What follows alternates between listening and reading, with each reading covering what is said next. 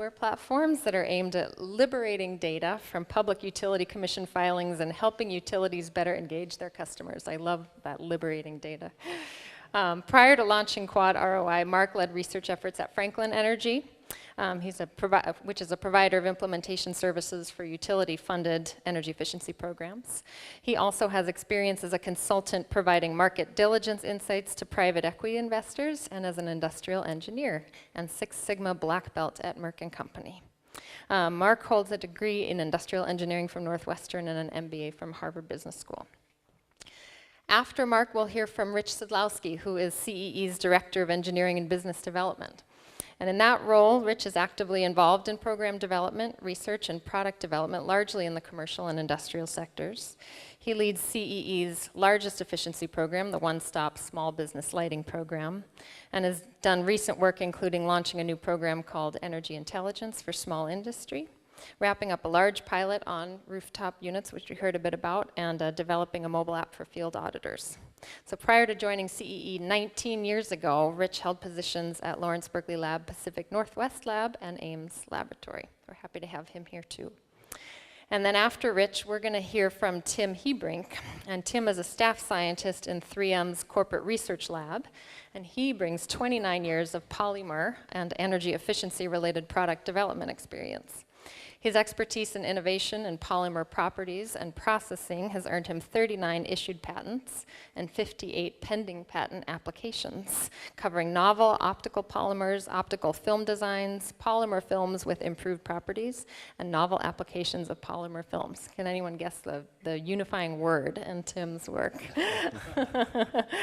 Polymer films produced by his inventions have enabled significant 3M film sales, resulting in 6 Golden Step Awards for individual products, achieving sales greater than $15 million a year. Very impressive. So we're excited to hear all these different perspectives back to back. I do want to remind you to jot down those questions if you have them on the cards. We'll follow this up with the Q&A segment. So first up is Mark. Thanks. Thank you.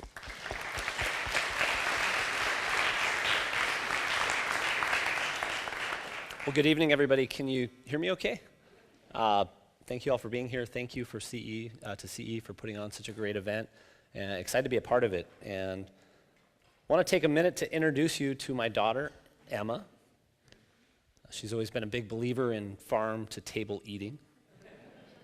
She rides her bike to the Fairy Factory. And lately, it's become a near obsession with the issue of climate change. And spoiler alert, it takes acts of true love to solve the problem, which maybe might not be far from the truth. But anyway, back to the real issue that I want to talk to you about tonight. My daughter's bedwetting. And you know, it's something that I see in terms of the innovation that's going on with utility customer engagement and the smart grid. It all boils down to these 2 words. I peed. You know, when the water system is leaking, when our homes are poorly insulated and poorly sealed, we're wetting the bed. You know, luckily there are technologies like thermal imaging and interval data analytics that can help. Not unlike a diaper, utility outage management systems help track distribution endpoints and provide tools for utilities to quickly respond and address these issues. Our team at MyMeter is helping provide tools to manage and avoid spikes in demand that can lead to high commercial customer bills and drive up utility capacity costs. But you know, for us, this is tough. It's something that is getting out of control. We're losing sleep. You know, our daughter is quite upset, and even the nights where you know the water works issues are under control, she's coming in 3, 4 in the morning, and we're trying to take some positive action. So this alarm clock at 6:30 in the morning turns green. And she knows that it is now time for her to be able to come into mommy and daddy's bed. Not too dissimilar from some of the energy orbs that utilities have used in piloting time of use rates and critical peak pricing programs. And Emma also doesn't let us miss the opportunity to give her recognition in terms of stickers.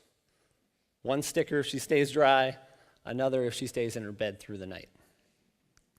Now, some smart folks in the utility sector have brought these nuggets of parenting, wisdom, and survival to the utility-funded energy efficiency space in the form of behavioral programs. And I have to recognize Alex and Dan and the team at O-Power. They've really changed the game here. We talked a bit with Stephen about that, the trends in utility-funded energy efficiency. It's now over 2/3 of states that have mandated energy efficiency resource standards. It accounts to over 2/3 of our economy. But if you look at the data, and our team's lucky enough to be working with Jay and the team at eSource at tracking the program data at a very detailed level, programs are having a harder time meeting goals. Actually, on the residential side, you're seeing the cost to deliver each unit of energy savings going up significantly over the last few years. And behavioral programs can actually do quite a bit to help, and they are helping. While a large majority of the savings, especially on the residential side, are coming from prescriptive rebate programs that deliver savings at 14 to 15 cents per kilowatt hour, behavioral programs have been shown to achieve savings on average of around 5 cents per kilowatt hour. Now, there's fair concern about the persistence of the savings and the actual costs and benefits from a life cycle perspective, but none other than the state of Massachusetts, right at the top of the ACEEE scorecard, is really rolling out these programs more aggressively. This year, it'll be north of 20% of the residential savings that'll come from these types of programs, and that number is only growing. Now, our team at MyMeter has been involved in this space for a number of years. Of our 30-plus utility partners, about a third are here in the state of Minnesota. Many of them rural electric co-ops that were some of the first to roll out some of the digital meter technology that provide two-way communication through radio or on the power line communication. And everyone is obviously a big fan of these smart meters. And you don't have to look much further than our own crown jewel here with Target Corporation to understand both the awesomeness but also the risks that come at the intersection of big data analytics and customer data privacy. So with our platform, we're able to provide real-time energy use feedback. We're able to give tools through our energy markers for users to track interventions, whether it's an appliance replacement, a home renovation, or changes in occupancy, to understand what's really driving their energy bill. We have tools for folks to set a goal for themselves and track progress against that goal. And we are seeing results for our Minnesota utility clients. We're seeing on average impacts on the order of 2%. But what's really interesting when you look at the data that's coming back from the third-party evaluators we're working with is that if we're able to get customers to engage at a deeper level to look at their energy use in more detail, we're able to double those impacts. So, bottom line is increased engagement leads to increased efficiency. Some of you may be aware that here in Minneapolis, there's a new building disclosure ordinance that's being rolled out that requires energy use benchmarking for larger commercial buildings.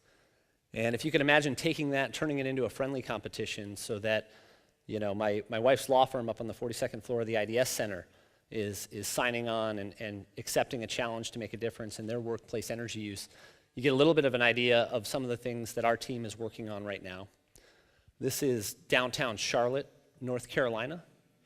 And a couple of years ago, the local municipal government agencies and the investor-owned utility serving the region partnered in an effort to make the region a leader in energy, innovation, and competitiveness. And they were able to make a cornerstone of that public-private partnership, a program focused on the downtown buildings. They had 100% of those buildings opt in to a tenant and occupant engagement program.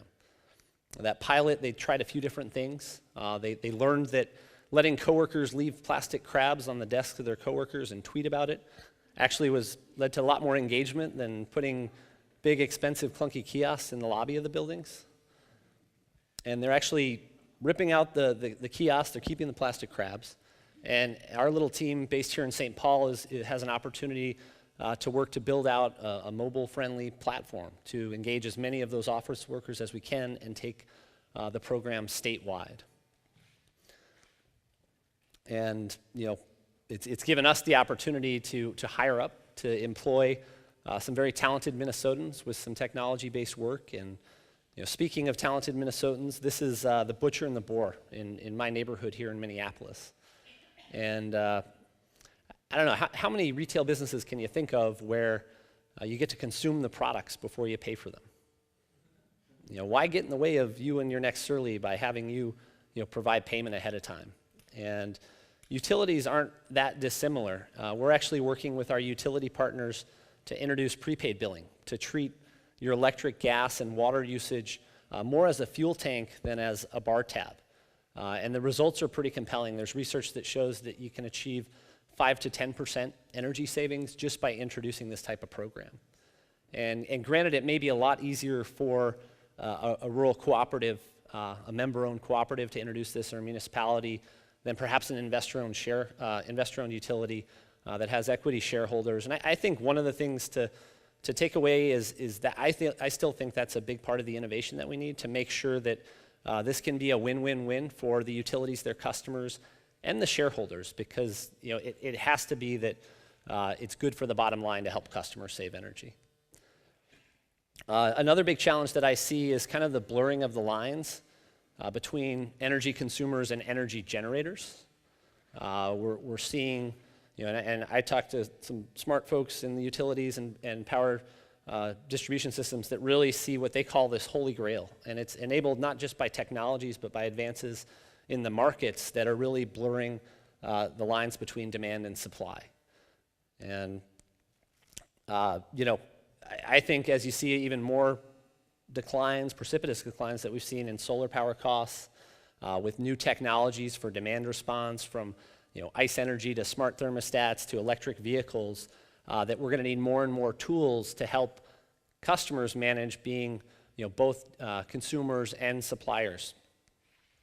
I'm just going to close finally with this thought, a challenge to all of us. I think we have this tremendous opportunity here in Minnesota. We have a resource right under our feet and in our pies to move the needle and create an energy revolution. And I'm talking about rhubarb.